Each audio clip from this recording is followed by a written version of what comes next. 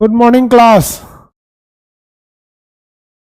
चलिए हम लोग देखते हैं। लोग ब्रेन के बारे में हम आपको पढ़ा रहे थे। ब्रेन पढ़ा दिए थे हम आप लोग को। जल्दी देखिए लो फटाफट। Good morning sir ji, good morning, very good morning सब लोग को। Good morning, good morning. चलिए देखते हैं हम लोग। हो गए लाइव। ब्रेन का देखिए हम लोग तीन हिस्सा हम आपको पढ़ा दिए थे।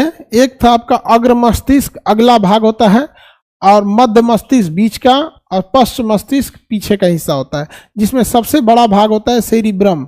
सेरिब्रम ही पूरे ब्रेन का सबसे बड़ा भाग होता है। दूसरा सबसे बड़ा भाग होता है सेरिबेलम। बाकी सब तो दिखते भी नहीं है। बाकी सब इतने छोटे होते हैं कि दिखते भी नहीं है। ऑनलाइन एप्लीकेशन पर दीजिए ना सर। अरे हाँ बाबू, बिल्कुल कर देंगे। बायोलॉजी क्लास कहाँ से? बैठो बबनी जल्दी। बबू अब अपनी लोग जल्दी बैठो।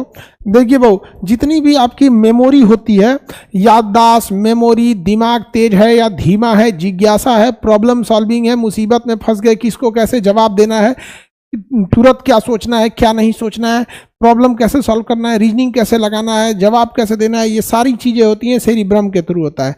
बाहर में कोई मारा पीटा, ठंडी गर्मी थैलेमस करता है। अंदर में भूख प्यास, प्रेम घृणा, ये सब चीजें जो होती हैं, पसीना पेशाब, ये सब कौन कंट्रोल करता है? हाइपोथैलेमस कंट्रोल करता है।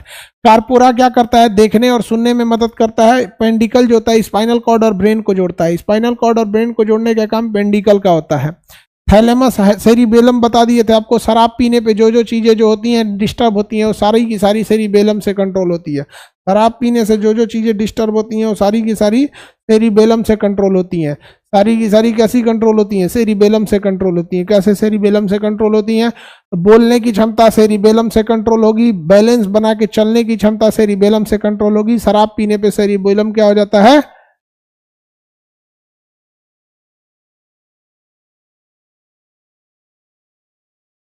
शराब पीने से सेरिबेलम डिस्टर्ब हो जाता है। बताइए, श्वसन की क्रिया मेडुला ऑब्लोंगाटा, हृदय का धड़कना मेडुला ऑब्लोंगाटा, पाचन की क्रिया मेडुला ऑब्लोंगाटा, अनैच्छिक क्रिया मेडुला ऑब्लोंगाटा, शरीर को कंट्रोल करेगा मेडुला ऑब्लोंगाटा।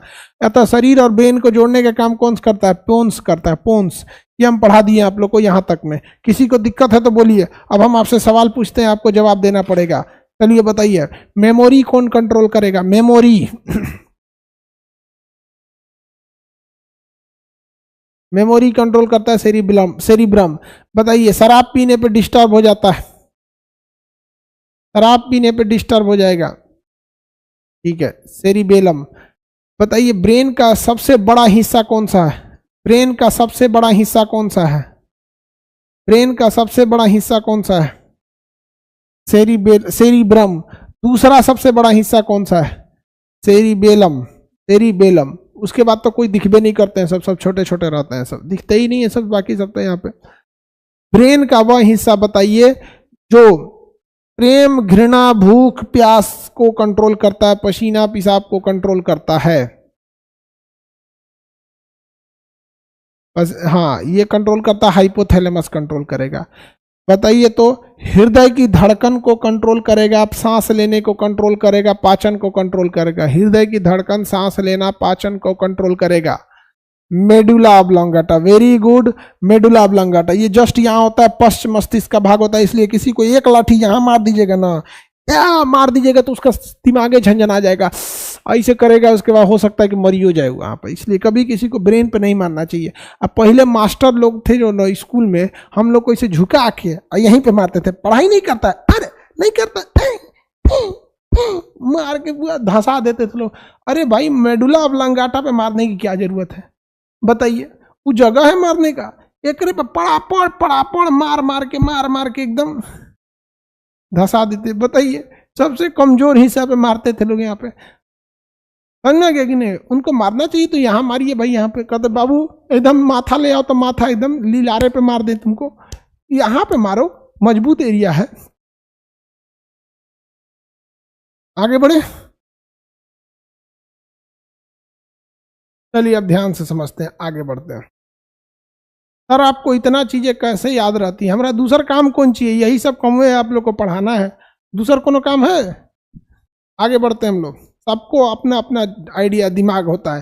किसी मेडिकल स्टोर वाले को कहिएगा ही दवाई दीजिए, उतना दुकान के बीच में दवाइयाँ निकाल के लेके चलाएगा आप, तो उसके पास अपना दिमाग है, सबका अपना अपना एरिया होता है।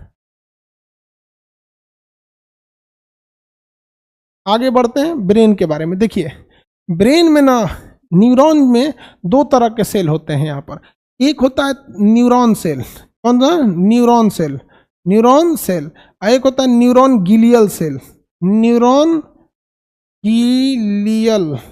Glial cell. देखिए इसमें किसी भी तरह का विभाजन नहीं होता है, विभाजन नहीं होता है, लेकिन न्यूरॉन गिलियल सेल में ना विभाजन हो जाता है। न्यूरॉन गिलियल सेल में विभाजन की क्रिया हो जाती है, सेल डिवीजन हो जाता है। हमारा जो सेल होता है वो बना होता है 90% से ज़्यादा, 90% से ज़्यादा बना होता है न्यूरॉन सेल का, जिसमें विभाजन नहीं होता है। लेकिन 10% जो होता है न्यूरॉन गिलियल सेल पाया जाता है। तो 90% क्या पाया जाएगा भैया? इसमें न्यूरॉन सेल पाया जाएगा, और 10% क्या पाया जाएगा? न्यूरॉन गिलियल सेल पाया जाएगा। अब आपको पता है बाबू कि जिस कोशिका में विभाजन नहीं होता है उसमें थोड़ा भी चोट वोट लगेगा तो दोबारा वो रिकवर होकर अच्छा नहीं हो पाएगा, या उसकी दूसरी संख्या नहीं बन पाएगी। इसलिए ब्रेन में 90% एरियाज में दूसरा सेल नहीं बन पाता है, अर्थात कोशिका विभाजन नहीं होती है। लेकिन कोशिका विभाजन किस में हो सकती है? तो ये 10% वाले न्यूरॉन गिलियल सेल में कोशिका विभाजन हो सकती है। कोशिका विभाजन अच्छी चीज है, रिकवरी में हेल्प करता है। लेकिन अगर कोशिका विभाजन कंट्रोल के बाहर हो जाता है ना, अनकंट्रोलेबल हो जाता है कोशिका विभाजन, तो उसको हम लोग कैंसर कह देते हैं। क्या कहते हैं? कैंसर। कैंसर एक ऐसी बीमारी है जिसमें आपका सेल बहुत जल्दी जल्दी बनने लगता है। सेल क्या होता है? बहुत जल्दी जल्दी बनने लगता है। वो सेल कैसे बनने लगता है? बहुत जल्दी जल्दी उस सेल का निर्माण होने लगता है, और वो अनमेच्योर सेल होते हैं सब। कैसे सेल होते हैं? अनमेच्योर सेल होते हैं सब। बहुत जल्दी जल्दी सेल बनने लगेगा और वो सेल अनमेच्योर होते हैं सब, अनमेच्योर। तो देखिए, क्या कभी भी न्यूरॉन सेल में कैंसर हो सकता है? होगा ही नहीं। न्यूरॉन सेल में कैंसर नहीं हो सकता है। क्यों नहीं हो सकता है? क्योंकि इसमें विभाजन नहीं होता है। लेकिन अगर हम बात करें न्यूरॉन गिलियल सेल में, तो न्यूरॉन गिलियल सेल में कैंसर हो सकता है। न्यूरॉन गिलियल सेल में क्या हो सकता है? कैंसर हो सकता है। समझ में आगे कि नहीं आगे? न्यूरॉन गिलियल सेल में कैंसर हो सकता है। न्यूरॉन गिलियल सेल में कैंसर हो सकता है। आगे बढ़े तो देखिए ध्यान से, यही जो होता है ना ब्रेन में, कभी कभी यहाँ पर एक क्लॉटिंग हो जाती है ब्लड की, या फिर कभी ट्यूमर हो जाता है। इस ट्यूमर को छोड़ दीजिएगा ना, यही ब्रेन कैंसर का रूप ले लेगा और व्यक्ति की ब्रेन डेड हो जाता है। तो डॉक्टर क्या करता है ना कि आपका ऑपरेशन करके इस ट्यूमर को रिमूव कर देगा। ट्यूमर को बाहर क्या करता है? रिमूव कर देता है। जो आपका न्यूरोसर्जन होता है, तो आपको पहले बाल छील के टकला कर देगा। टकला करने के बाद ऊपर की चमड़ी हटाएंगे। चमड़ी हटाने के बाद आपका ये जो स्कल है इसको ग्राइंड करके तोड़ के, यहाँ पर उनकी मशीन होती है, कड़ ऐसे तोड़ निकाल के हड्डी बाहर निकाल देंगे।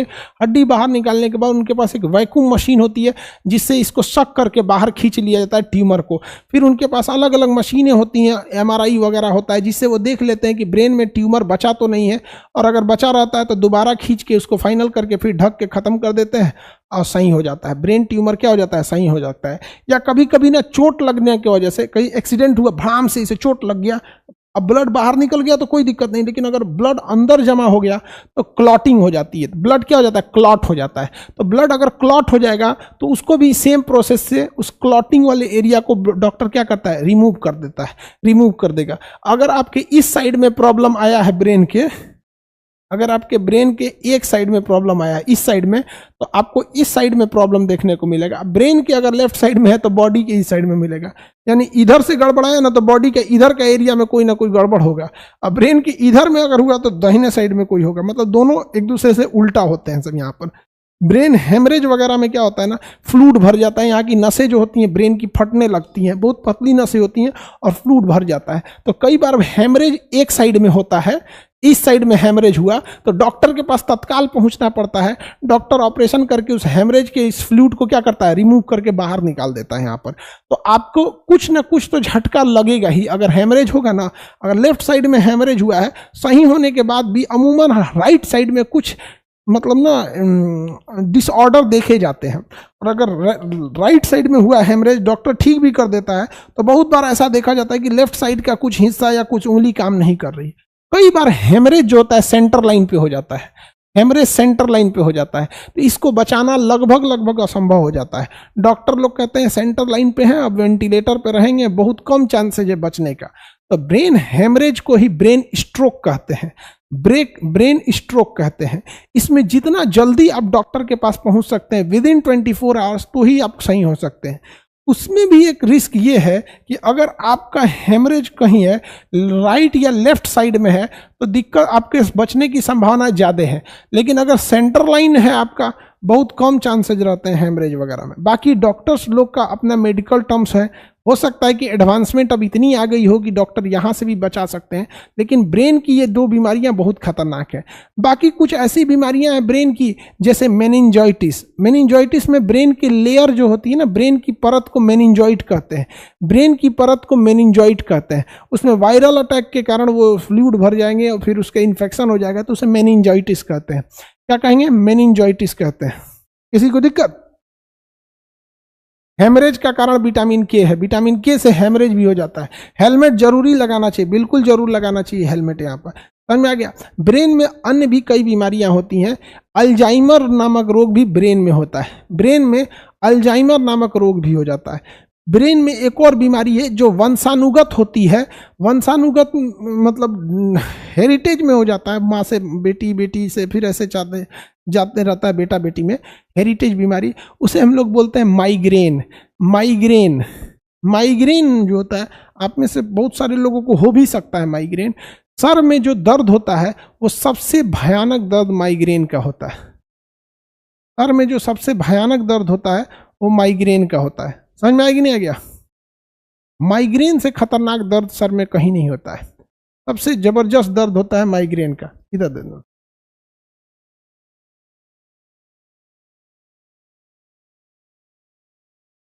तो माइग्रेन का जो दर्द होता है, आप में से अगर किसी को होगा तो उसकी पहचान क्या है कि दर्द जब होता है ना सर में, तो 2-3 दिन कंटिन्यू होते रहता है, माइग्रेन का दर्द होता है वहां पे, और वोमिटिंग आने लगती है, वोमिटिंग आने लगेगी माइग्रेन के दर्द में।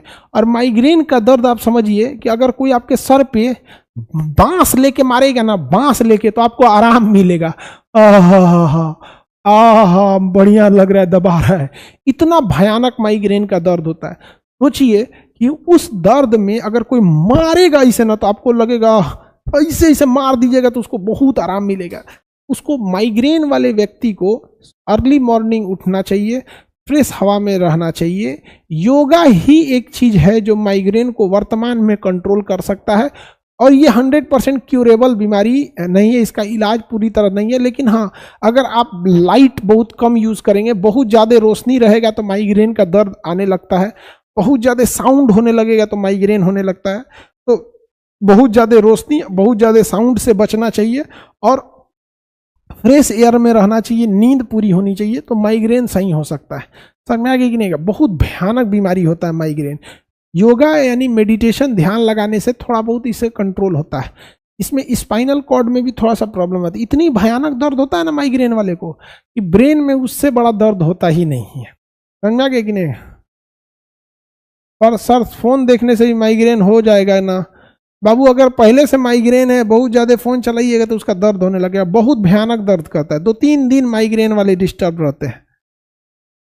ठीक है, बहुत भयानक, बेचारा कुछ कर ही नहीं पाएगा, इतना भयानक दर्द करेगा। टन टन ऐसे लगेगा ना सर के अंदर कोई हथौड़ा पीट रहा है, पटाक पटाक दर्द करेगा, एकदम परेशान रहेगा वो आदमी, एकदम कुछ नहीं कर पाएगा उसके सर दर्द से, एकदम झेलते रहेगा अंदर। और उसका कोई अभी फिलहाल दवा भी नहीं, उसके अंदर ना ब्रेन के अंदर ताड़ सिग्नल चलने लगते हैं सब माइग्रेन के वजह से। चलिए अब आगे समझते हैं। हेमरेज वगैरह है तो ब्रेन की बीमारियां वगैरह हो गई यहाँ पे। अब छोटा ब्रेन समझते हैं, किसे कहते हैं? स्पाइनल कॉर्ड को सेकेंड ब्रेन कहा जाता है। स्पाइनल कॉर्ड को सेकेंड ब्रेन कहा जाता है। स्पाइनल कॉर्ड को क्या कहते हैं? Second brain.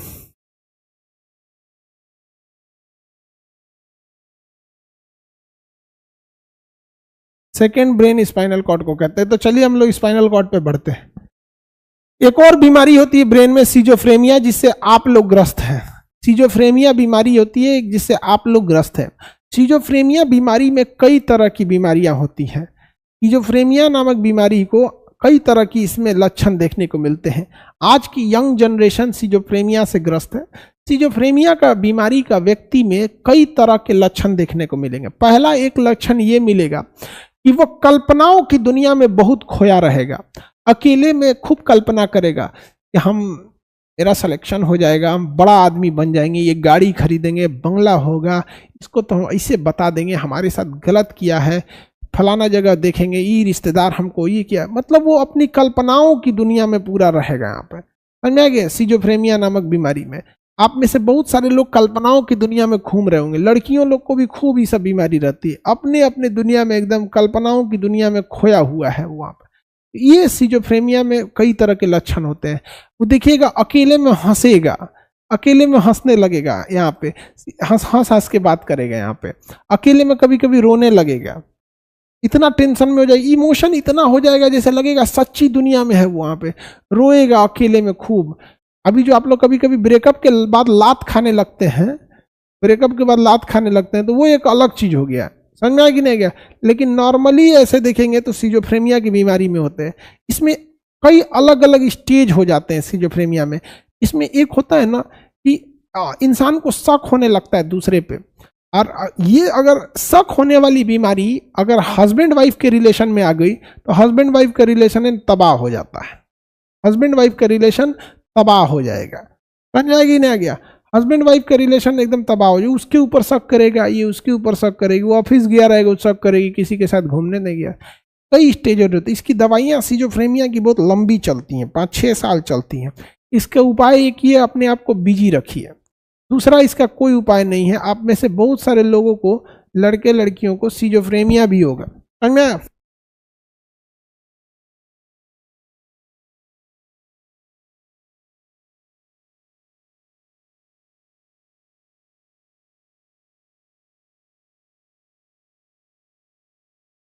बकलोलिया आगे हल्ला नहीं करो, आगे वाला बेंच पे झग रहिया बतिया रही है कि हमारे यहाँ भी एक आदमी को ऐसे ही है, खाली शक करते रहते हैं। आगे बढ़े।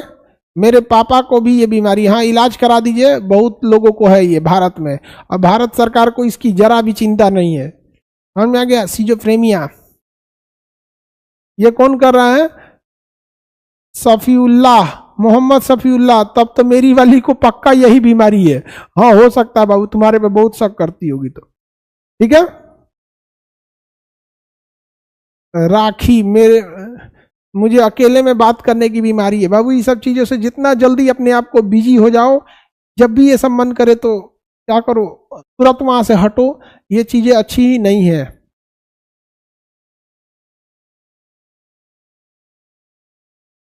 मुझे भी ये बीमारी, अरे बाबू भारत में हर बेंच पे कम से कम एक लड़के को ये बीमारी होगा। हर एक बेंच पे, हर बेंच पे 5 बच्चों के बीच में एक बच्चा या लड़की, लड़का या लड़की इससे ग्रस्त है। समझ में आ रहा है कि नहीं आ रहा है? तो गवर्नमेंट ऑफ इंडिया को ये सब पे हेल्प करना चाहिए, क्योंकि उनके पास एक भारी भरकम डिपार्टमेंट होता है, संसाधन होते हैं, मेडिकल कॉलेज होता है, एरिया होते हैं, फंड होता है। हम लोग अकेले क्या क्या चीजें देखेंगे लोग, बट ये बहुत गलत चीज है। इससे युवा एकदम परेशान हो गया है। वो सोचेगा कि हम 8 बजे शाम में पढ़ने बैठ जाएंगे, उसको सोचते सोचते रात को 11 बज जाएगा कि पढ़ना चाहिए पढ़ना चाहिए। फिर कहेगा कि 11 बजे रात को पढ़ेंगे, अब 12 बजे कहेगा सोते हैं, सुबह अलार्म लगा के 4 बजे उठेंगे, सच रहा उठेगा 7 बजे। समझ में आ गया कि नहीं आ गया? एकदम बेचारा परेशान रहता है यहाँ पे। उसका सुबह से शाम और शाम से रात, रात से दिन, उसका बेचारे का रूटीन खत्म नहीं होगा। हमको बहुत तकलीफ होता है चीजें देखते हैं तो काश मेरे हाथ में कुछ ऐसा रहता। हम ऐसा कभी किसी को पीड़ित नहीं होने देते, लेकिन हम लोग की अपनी एक लिमिटेशन है बाबू। हम लोग कितना कितना चीज़ों को देख सकते हैं, लेकिन बड़ा तकलीफ होता है कि जब बच्चे कुछ बीमारियों की वजह से सफल नहीं हो पाते हैं और बाद में बेचारे खुद को दोष देते हैं कि हम पढ़ने में कमज़ोर हैं क्या, मेरा बेस मजबूत नहीं है क्या, हमको पढ़ने में मन नहीं लगता है क्या, हमको नींद बहुत आती है क्या, कंसंट्रेट दिमाग नहीं रहता है, याददाश्त नहीं हो पाती है। बड़ा तकलीफ होता है, लेकिन क्या कीजिएगा बाबू, हमारी अपनी लिमिटेशन है। लेकिन होता है एक आपको बेशक वो गलती की सजा मिलनी चाहिए जिस गुनाह को आपने किया है। तकलीफ इस बात की होती है बेगुनाह होते हुए जब किसी को सजा मिल जाए, इसमें आपकी कोई गलती नहीं है, ये एक नेचुरल फेनामेना है।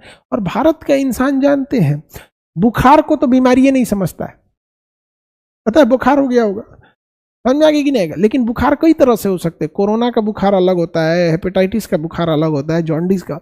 उसी तरह ना ब्रेन में अगर छोटा मोटा इनबैलेंस हो रहा है तो भारत का आदमी जब तक सनक के पगला नहीं जाइएगा तब तक समझ में नहीं करेगा कि ब्रेन में कोनो बीमारी भी होता है। मतलब एकदम सनक के पागल होकर एकदम आ वाह वाह वाह नहीं करिएगा ना, तब तक आपको भारत का आदमी समझ में नहीं करेगा कि आपको ब्रेन में कोई प्रॉब्लम है। सिजोफ्रेनिया वगैरह कहिएगा ना, ये सब कोनो बीमारी है, सब में होता है यहाँ पे। आगे बढ़ते हैं, चलिए ब्रेन समझ में आ गया। न्यूरोलॉजिस्ट डॉक्टर से मिलना चाहिए, बिल्कुल मिलना चाहिए न्यूरोलॉजिस्ट।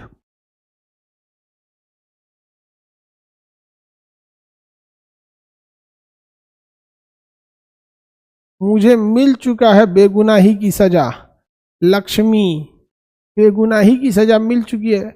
लड़कियां आज तक कभी कोई गुनाह की हैं बताइए? आज तक कभी आप लोगों से कोई गलती हुई है? ना आप लोगों से आज तक कोई गलती हुई है, ना कोई गुनाह हुआ है आप लोगों से, ना आपने कभी किसी का दिल दुखाया है, ना आपने कभी किसी का आज्ञा मानने से मना किया है। आप लोग साक्षात देवी हैं। आप लोगों से कोई गलती हो सकती है? कभी नहीं हो सकती, आपको बिल्कुल नहीं गलती। यहां पर बताइए, ये सारी गलती ना महिला लोगों के सामने अगर कोई प्रॉब्लम आया तो उसका जिम्मेदार पुरुष, और देश में कोई गलती हुआ तो उसका जिम्मेदार नेहरू। काम खत्म। देश में कुछ हुआ नेहरू जिम्मेदार, महिलाओं को कुछ हुआ पुरुष जिम्मेदार।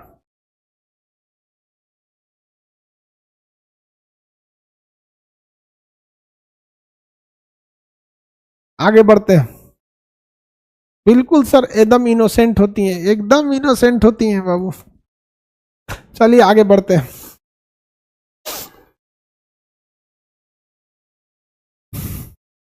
अब हम लोग ब्रेन खत्म कर दिए। ब्रेन के बाद अब हम लोग चलते हैं सेकेंड ब्रेन, स्पाइनल कॉर्ड पे। सेकेंड ब्रेन बोले तो स्पाइनल कॉर्ड, ये तो देख लिए आप में, जिसके पास है वो तो देखा ही, जिनके पास नहीं देखा वो देखो भाई, काश आपके पास भी ये होता। अब इस ब्रेन के में से देखिएगा, ये नीचे जो गया ये स्पाइनल कॉर्ड है। स्पाइनल कॉर्ड, आप में से कितने लोग बता सकते हैं स्पाइनल कॉर्ड की सुरक्षा कौन करता है? स्पाइनल कॉर्ड की सुरक्षा कौन करता है? स्पाइनल कॉर्ड की सुरक्षा करने वाली हड्डी का नाम, वेरी गुड, बैकबोन है। अरे गधा कहीं का, रिप्स कह रहा है, रिप्स। वह अरे बैल कहीं का, रिप्स इनकी स्पाइनल कॉर्ड की सुरक्षा कर रहा है। कौन जीव का प्राणी है रे तुम? कह रहे हैं कि स्पाइनल कॉर्ड पिछवा है तो रिप्स इनकी सुरक्षा कर रहा है। जय दादा हो दादा, तुम्हारा क्या करेगा स्पाइनल कॉर्ड रख के? दान दे दो तुम किसी को। मेरुदंड या बैकबोन, मेरुदंड या कशेरुक दंड या बैकबोन कहते हैं उसको। पता नहीं कहां से ना हम तो परेशान हो गए हैं। तो दुनिया का जो सबसे छाटल होगा ना, उसको खान सर का पता कोनो ना कोनो बता देगा। आप में से जितना है सो सब विचित्र विचित्र होगा, सब गांव से एकदम होगा, सबकी गांव वाला सोचा होगा से जा यहां से कुछ दिन में देख लेना अपन अपन भैंस खोल के लाएगा से कि हम पढ़ ले लो तो भैंसिया का है ना पढ़तो। जब हमको समझ में आ गया तो भैंसिया को क्यों नहीं समझ में आएगा? देखो स्पाइनल कॉर्ड एक रस्सी की तरह होता है, ये है स्पाइनल कॉर्ड। स्पाइनल कॉर्ड एक रस्सी की तरह होता है, इसे सेकंड ब्रेन कहते हैं। इसे क्या कहेंगे? सेकंड ब्रेन कहते हैं। ये किससे जुड़ा होता है? तो ये जुड़ा होता है ब्रेन से। किससे जुड़ा होता है? ब्रेन से। ब्रेन से आपको पढ़ा दिए थे, याद करिए। पेंडिकल जो था, पेंडिकल क्या बताए थे आपको, याद है? पेंडिकल, पेंडिकल जब पढ़ा रहे थे तो आपको बताए थे कि ब्रेन और स्पाइनल कॉर्ड को जोड़ने का काम कौन करता है? पेंडिकल करता है। और भी एक काम करता है पोन्स। पेंडिकल और पोन्स, पेंडिकल और पोन्स, पेंडिकल और पोन्स जो है वो ब्रेन और स्पाइनल कॉर्ड को जोड़ते हैं सब। अगर आप ह्यूमन स्पाइनल कॉर्ड को देखिएगा तो बताइए बाबू, ये क्या चीज है? ब्रेन है। ये ब्रेन है।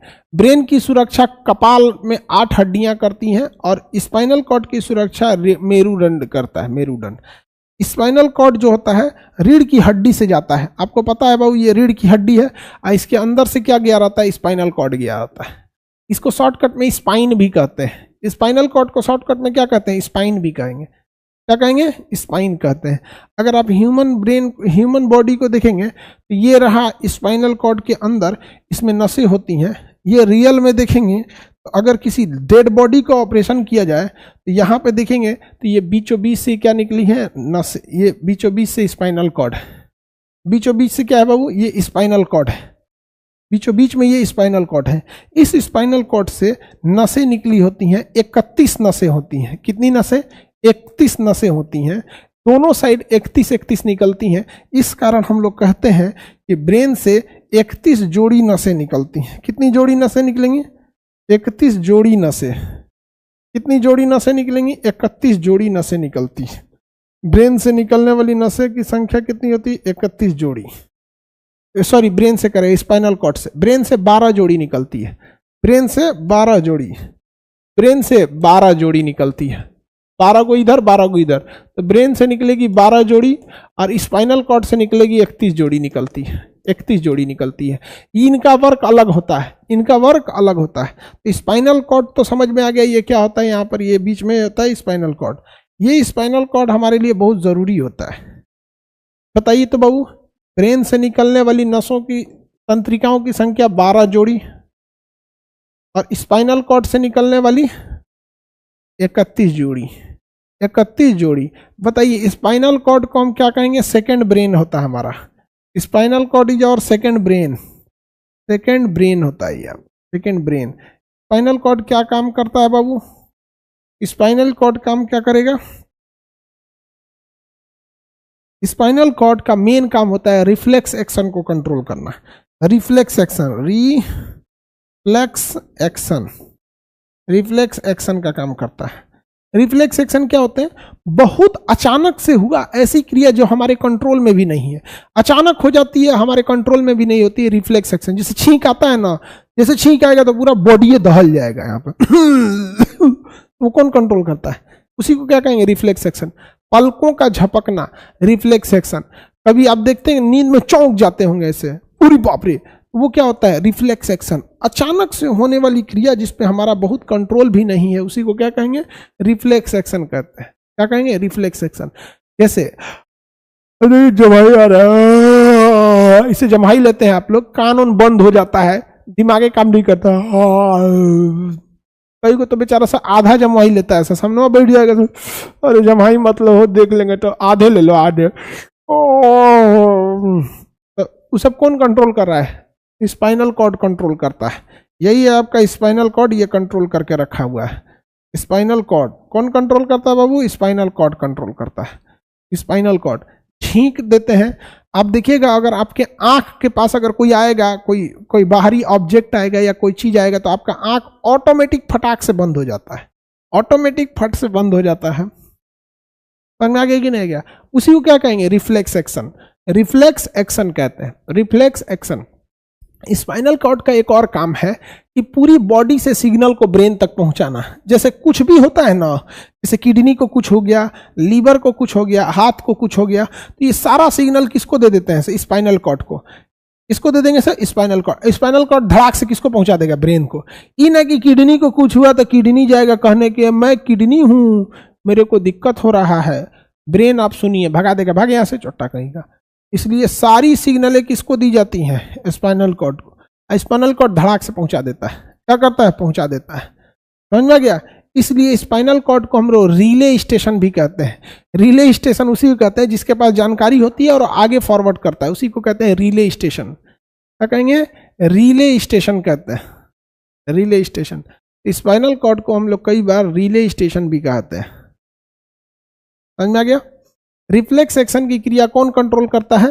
स्पाइनल कॉर्ड करता है। एक बात बताओ, अगर हम इंजेक्शन दे के स्पाइनल कॉर्ड में, यहाँ इंजेक्शन दे दें स्पाइनल कॉर्ड में और यहाँ से कनेक्शन छोड़ा दें, स्पाइनल कॉर्ड में इंजेक्शन दे के यहाँ से कनेक्शन छोड़ा दें और किसी का ऑपरेशन करके यहाँ पर कोई काम कर दे, जैसे कोई महिला है उसका ऑपरेशन करके यहाँ से बच्चे की डिलीवरी कर दें या फिर कोई ऑपरेट कर दें, तो यहाँ से जो दर्द हो रहा होगा, कोई प्रॉब्लम हो रहा होगा, वो स्पाइनल कॉर्ड को पहुँचाएगा कि देखो तो क्या हो रहा है। स्पाइनल कॉर्ड जाएगा, यहाँ से कनेक्शन छूटा है, तो क्या उस व्यक्ति को दर्द महसूस होगा?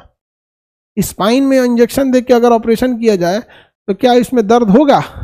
नहीं होगा, बिल्कुल ही दर्द नहीं होगा। स्पाइनल कॉर्ड में ऑपरेशन कर देंगे तो दर्द नहीं होगा। रिले स्टेशन स्पाइनल कॉर्ड को कहते हैं, सेकेंड ब्रेन स्पाइनल कॉर्ड को कहते हैं, रिफ्लेक्स एक्शन को स्पाइनल कॉर्ड कंट्रोल करता है।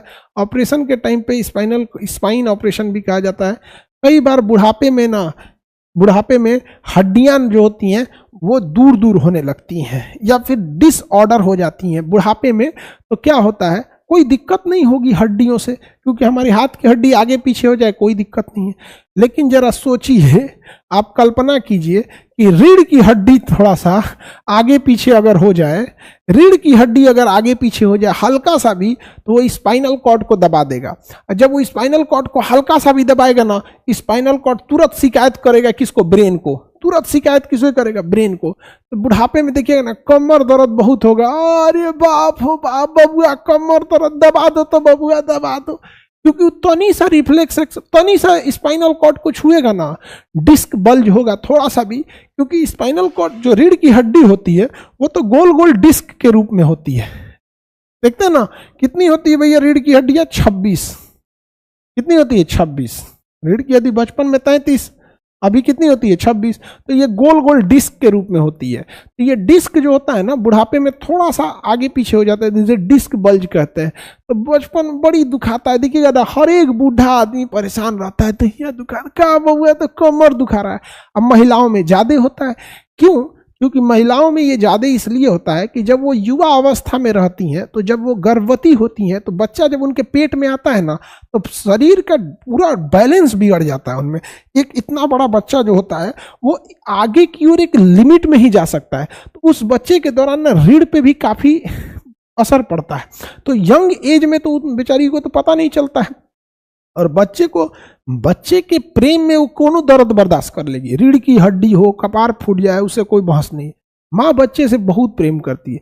लेकिन जब बुढ़ापा होता है तो बॉडी उस स्ट्रेस को जो झेला रहता है उतना नहीं कंट्रोल कर पाता है। इसलिए आपकी माता जी होंगी जो इस एज में होंगी, क्योंकि आपकी माता जी का भी एज अब अच्छा खासा हो गया होगा, जब आप लोग पढ़ रहे हैं, आपकी माता जी अब 40, 45, 50 के आसपास होंगी लोग वहाँ पे, तो उन लोग का भी ये जब अच्छा खासा हो गया होगा, तो देखिएगा उन लोग को बड़ा प्रॉब्लम आती है। इसे वो डिसबल्ज बोलते हैं, हल्का सा वो हो जाता है यहाँ पे। समझ में आ रहा है कि नहीं आ रहा है? किसी को दिक्कत? तो इसे हो गया आपका स्पाइनल कॉर्ड। किसी को दिक्कत? स्पाइनल कॉर्ड समझ में आ रहा है? कितनी नसें निकली रहेंगी? 31 जोड़ा। आगे बढ़ते हैं। 31 जोड़ा। सर स्क्रीन का कलर चेंज कीजिए, काला में काला दिख नहीं रहे हैं आप। अरे थोड़ा सा एडजस्ट करो जी, क्योंकि बैकग्राउंड में वो काले ही है। ठीक है, हाँ तो थोड़ा बहुत एडजस्ट कर लो। चलो आगे देखते हैं, आगे बढ़े। स्पाइनल कॉर्ड समझ में आ गया? किसी को दिक्कत है तो चलिए, कोई दिक्कत नहीं है, समझिए ध्यान से। Nervous system, nervous system, nervous system 3 type के होते हैं सर। नर्वस सिस्टम कितने टाइप के? 3 टाइप का। एक होता है सेंट्रल नर्वस सिस्टम, और एक होता है आपका पेरीफेरल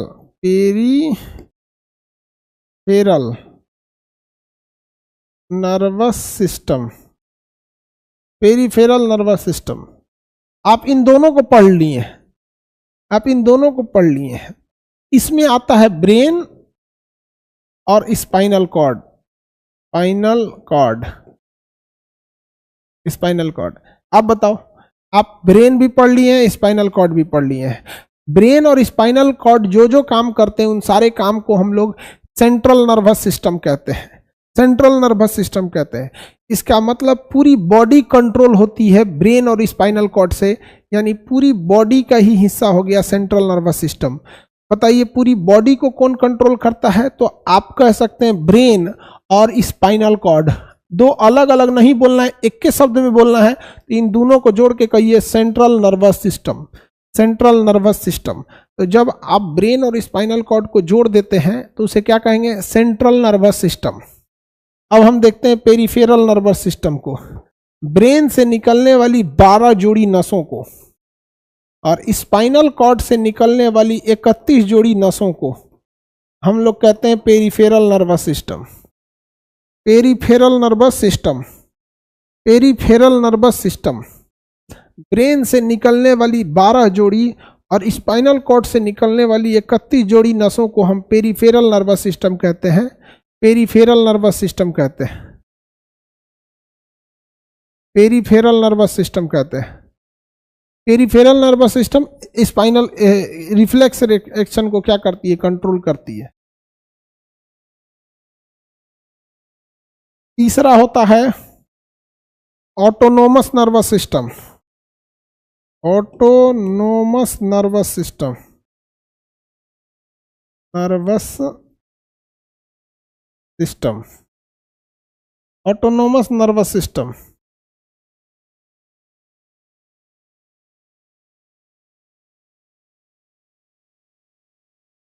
इसको इंग्लिश में याद रखिए, हिंदी में याद रखिए। देखो, नर्वस सिस्टम तो होता है तंत्रिका तंत्र, सिस्टम मतलब तंत्र, केंद्रीय तंत्रिका तंत्र, पेरिफेरल मतलब बाहर बाहर, पेरिफेरल मतलब बाहर बाहर। तो ब्रेन के बाहर बाहर कौन घूम रहा है, ब्रेन के बाहर बाहर कौन घूम रहा है, 12 जोड़ी नसें घूम रही हैं। इसके बाहर बाहर कौन घूम रहा है, 31 जोड़ी नसें घूम रही हैं। तो बस बाहर बाहर नाम है तो इसलिए उसे क्या कहेंगे, कहाँ गया जी, यहाँ। तो पेरिफेरल मतलब बाहर बाहर, पेरिफेरल मतलब बाहर बाहर, ब्रेन के बाहर बाहर 12 जोड़ी, स्पाइनल कॉर्ड के बाहर बाहर 31 जोड़ी, तो 9वें उसका पेरिफेरल मतलब बाहर बाहर। ऑटोनोमस मतलब स्वतंत्र, स्वायत्त, किसी की बाप की नहीं सुनेगा वो। तो स्वतंत्र मतलब होता है स्वायत्त, स्वायत्त तंत्रिका तंत्र, स्वायत्त तंत्रिका तंत्र, स्वतंत्र तंत्रिका तंत्र, किसी की बाप की नहीं सुनेगा। ये समझ में आ गया कि नहीं आ गया, अपने से जोन ची मन तोंची करेगा, क्या करेगा क्या नहीं करेगा, किसी की नहीं सुनेगा ये।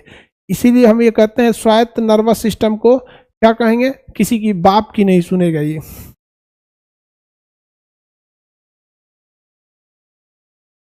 किसी के बाप की नहीं सुनेगा, किसी के बाप की नहीं सुनेगा। समझ में आ गया। ये बनता कैसे है, ये ससुरा अलग टाइप से बन जाता है।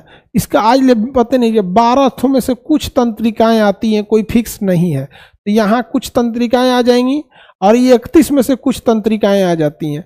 अभी कै गो आएंगी ये भी कोई कंफर्म नहीं है, ये भी कंफर्म नहीं है।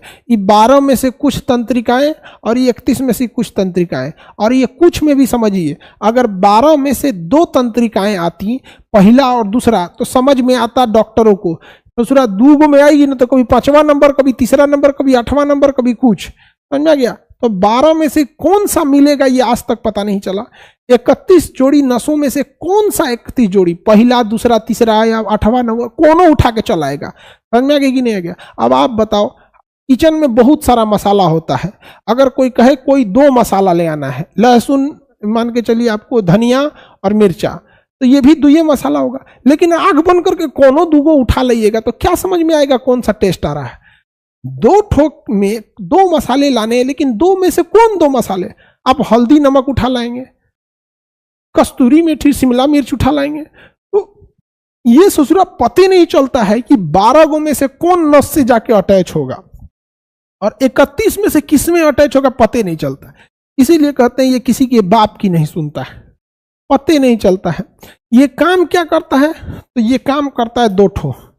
एक होता है अनुकंपीय, अनुकंपीय, और जब ये अनुकंपीय काम ठीक हो जाता है तो उसी कहते हैं परानुकंपीय, परानुकंपीय। समझ में आ गया। अनुकंपीय काम जब नॉर्मल हो जाएगा तो परानुकंपीय कहेंगे, अनुकंपीय परानुकंपीय। जब आप एकदम डर जाते हैं तो उसी को कहेंगे अनुकंपीय, जब एकदम डर जाते हैं तो उसे क्या कहते हैं, अनुकंपीय। कई बार आप डर जाते हैं, जैसे अकेले में अगर आपको डर लगने लगे, अकेले में अगर आप कहीं हैं छत पे, अकेले में अगर आपको किसी की आहट सुनाई देने लगे, कोई आपकी ओर आ रहा है, तो आपको क्या हो जाएगा, अनुकंपीय होने लगे, एकदम डर जाएंगे, अरे बाप रे बाप कौन आ रहा है। उसी को क्या कहेंगे, अनुकंपीय कहेंगे। तो इससे शरीर में कुछ कुछ होने लगता है, तो उसी को क्या कहेंगे, अनुकंपीय। अनुकंपीय कौन संभालता है, ऑटोनोमस संभालता है। कौन संभालता है, ऑटोनोमस। अब ब्रेन कहेगा हमरा नहीं बुझा रहा है, स्पाइनल कहेगा हमरो नहीं बुझा रहा है, 12 जोड़ेगा हमको नहीं समझ में आएगा, हमको नहीं समझ में आएगा। तो ये कौन संभाल लेगा, ऑटोनोमस। कौन संभालेगा, ऑटोनोमस। कहेगा कि देखो हम क्या करते हैं, देखो हम क्या करते हैं, हम करेंगे अनुकंपीय, हम करेंगे अनुकंपीय। क्या करेंगे, तो दिल की धड़कन तेज कर देगा, दिल की धड़कन क्या हो जाएगा, तेज होगा, इसे यहाँ पे पसीना आने लगेगा, अरे बाप रे बाप, सांस लंबा लंबा आएगा, रोआ खड़ा हो जाएगा, एकदम रोंगटे एकदम खड़े हो जाएंगे, जबान सूख जाएगा, लार ग्रंथि से लार ही नहीं बनेगा, मुंह सूख जाएगा, आंखें बड़ी बड़ी हो जाएंगी, एकदम यहाँ पे ज्यादा डर जाएंगे तो पेशाब उसाब सब कर देंगे एकदम, अरे बाप रे बाप भूत है, अरे चुड़ैल आ रही है, छम छम आवाज आएगा आप ही की ओर, पेड़ में से ऐसे ही हवा आने लगेगा, यहाँ पे उल्लू उड़ने लगेगा, यहाँ से आंधी तूफान आएगा, लाइट कट जाएगा, चमगादड़ आ जाएगा यहाँ पे। तो सारा का सारा काम क्या हो जाएगा, अनुकंपीय। सेंट्रल नर्वस सिस्टम काम छोड़ दिया, पेरिफेरल काम छोड़ दिया, ब्रेन स्पाइनल कॉर्ड छोड़ दिया, 12 जोड़ी 31 जोड़ी नसें छोड़ दी, अब ये सारा काम कौन संभाल लेगा, ये संभालेगा ऑटोनोमस। एकदम डर के कांपने लगेंगे, आवाज कांपने लगेंगे, शरीर थर थर थर थर कांपने लगेगा। अभी ब्रेन किसी के बाप की नहीं सुनेगा, अभी ये इसीलिए लिखे हैं किसी की बाप की नहीं सुनेगा। उसमें कोई कहेगा खाना खाओगे तो कहेगा भाग छोटा कहीं का, बच तो तब तो थर थर थर थर कांपने लगेंगे। हॉरर मूवी में यहाँ पे समझा गया। तब तक आपको कुछ तो कुछ ले चुड़ैल आपके पास पहुंच जाएगी, कहेगी आ जाओ। अब वही क्या होता है, अनुकंपीय। तब तक छम छम एकदम बाल खुला हुआ, एकदम खतरनाक शकल लेके आप एकदम क्या हो जाएंगे, डर जाएंगे। तब तक बोलेगी खाना खाओगे, तब आप आवाज सुनेंगे, तब कहेंगे ओ तरीके तो मेरी वाली है, मेकअप नहीं की है इसलिए खतरनाक लग रही है, मेकअप नहीं की है इसलिए खतरनाक लग रही है। आवाज सुनने के बाद आप नॉर्मल हो जाइएगा यहाँ पे, तब आप क्या हो जाएंगे, एकदम नॉर्मल हो जाएंगे। कहेंगे अरे बाप रे बाप, ओहो अरे बाप रे बाप, हम तो डर ही गए थे, हम तो डर ही गए थे। तो जो आप डरे थे वो हो गया अनुकंपीय। अब आप हो जाएंगे रिलैक्स। अब क्या हो जाएंगे, रिलैक्स। तो वो हो जाएगा परानुकंपीय। कैसे रिलैक्स हो जाएंगे, अब मुंह में लार ग्रंथि से लार बनने लगेगा। अच्छा, ऐसे नहीं डराना चाहिए ना, दिल की धड़कन नॉर्मल हो जाएगी, कांपना बंद हो जाएगा, आंख जो ऐसे खड़े बड़े बड़े आंख हो गए तो नॉर्मल हो जाएंगे, रोंगटे जो खड़े हुए थे नॉर्मल हो जाएंगे एकदम यहाँ पे। अब आप आराम से समझाइएगा एकदम, अरे ऐसे नहीं आना चाहिए ना, बिना मेकअप क्यों आ जाती हो, बिना मेकअप मतलब ब्रेकअप। समझ में आ गया कि नहीं आ गया, इसलिए मेकअप जरूरी है, नहीं तो क्या हो जाएगा, ब्रेकअप हो जाएगा। तो उसको समझाइएगा। बकलोल कहीं की डरा दी थी एकदम हमको, देखो तो अभी हार्ट अटैक हो गया रहता। समझ में आ गया कि नहीं आ गया किसी को दिक्कत। तो ये सब चीजें होती हैं ऑटोनोमस। इसीलिए इसको क्या लिखे हैं, किसी की बाप की नहीं सुनेगा, किसी की नहीं सुनेगा उस समय। सोचिए, इसलिए बात अगर नहीं करे तब क्या होगा, अगर पहचान गए तब तो ठीक है, नहीं तो हार्ट अटैक हो गया रहता। अक्सर फिल्म उलिम में देखिएगा कोनो हीरोइन लेकर चल आएगी, मैं तुम्हें 20 साल पहले जानती थी, पिछले जन्म में तुम ही को हम फंसाए थे, हम तुम्ही से फसल थे, इस जन्म में भी तुम्ही से फंसेंगे हम। फिर वो कहेगा हम भूत नहीं ना, हम तो जिंदा हैं, दूसरे से फसल है। तो कोई बात नहीं, तुमको हम मुआ देंगे हम। एगो कोनो फिल्म में मिथुन चक्रवर्ती के पैरों में कीला ठोकती है उसको 20 साल बात करके, आओ कति तुमको कीला ठोक देंगे, काहे कि 20 साल पहले हम तुम्ही से फसल थे। अब मिथुन भागता है बेचारा, आई किला ठोकने जाती है, तुमको किला ठोक के और फिर तुमको चुड़ैल की जगह तुमको भूत बनाएंगे, हम लोग का बिया होगा, उस पर बोलेरो गाड़ी पे लिखा रहेगा भूत संग चुड़ैल, ऐसे नहीं लिखा रहता है, बोलेरो पे ऐसे साट देता है। समझ में आ गया कि नहीं। अब बारात का जगह नीचे लिखा है यमलोक, सब लिखा रहेगा अपना अपना वहां पे। तो अनुकंपीय परानुकंपनीय ये सब घटनाएं होती हैं। मूवी का नाम क्या था पता नहीं बाबू, जब हम आप लोग की तरह जवान थे तो फिल्म देखे थे, अब बुढ़ौती में कौन सी फिल्म देखेंगे हम। समझ में आ गया कि नहीं आ गया। एक हम आदमी की शादी देखे थे ना, दिल खुश हो गया था। उस लड़का का शादी देख के हम दिल खुश हो गया। मतलब हम आपको कैसे बताएं, शादी ब्याह जो होता है ना, उसका नाम था सुनील, ऐसे लिखा था कुछ, सुनील की क्या लिखा था, सुनील ऐसे लिखा है, संग ऐसे लिखता है ना, बीचवा में लिखा रहता है संग, मतलब किससे ब्याह हो रहा है, संग। और यहाँ पे जो दुल्हन का नाम था ना, एकदम जबरदस्त लिखा था, समस्या। मतलब ये जो बिया का हम देखे थे ना, मतलब क्या बोले हम उसको मतलब क्या दुल्हन खोजा था ना, मतलब एकदम रियलिटी खोज दिया था ये आदमी। ऐसे आदमी को, पुरुषों को सैल्यूट। उसने क्या लिखा था, सुनील संग समस्या। अब हमको ये नहीं समझ में आया कि ये उसकी दुल्हन का नाम है या इसके दिल की आवाज है। हम आज तक इस कल्पना में है कि ये इस दुल्हन का नाम है या दूल्हे के दिल की आवाज है। अब आप लोग बताइए, हमारी मदद कीजिए कि ये दुल्हन का नाम लिखा होगा या दूल्हे के दिल की आवाज लिखा होगा। आगे बढ़े।